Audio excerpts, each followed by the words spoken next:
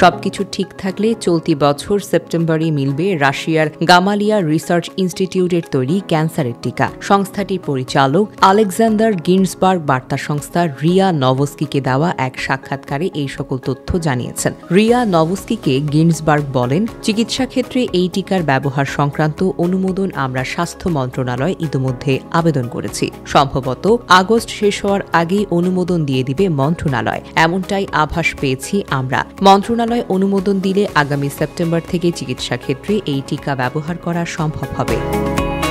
রাশিয়ার স্বাস্থ্য মন্ত্রণালয় অনুমোদন দিলে গামালিয়ার এই টিকাটি হবে বিশ্বের প্রথম ক্যান্সারের টিকা। নতুন এই টিকাটি প্রস্তুত করা হয়েছে mRNA প্রযুক্তিতে।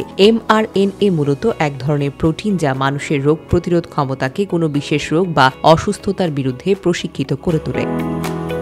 গিন্সবার্গ জানান, যাদের ইতোমধ্যে ক্যান্সার ধরা পড়েছে তাদেরকে এই টিকা দেওয়া হবে। টিকার মূল ঔষধ মানবদেহে প্রবেশের পর সেটি অল্প সময়ের মধ্যে মানুষের রোগ প্রতিরোধ ব্যবস্থাকে বিশেষভাবে প্রশিক্ষিত করে তোলে। এই প্রশিক্ষিত প্রতিরোধী শক্তি ক্ষতিকর ক্যান্সার কোষগুলোকে প্রথমে শনাক্ত, পরে ধ্বংস করে। ক্যান্সারের সাধারণত 3টি স্তর থাকে: প্রাথমিক, মধ্যম, চূড়ান্ত। প্রাথমিক স্তরে এই টিকা সবচেয়ে বেশি কার্যকরী, তবে মধ্যস্তরে ক্যান্সার রোগীরাও এই টিকার মাধ্যমে উপকৃত হবেন বলে জানিয়েছেন গিন্সবার্গ।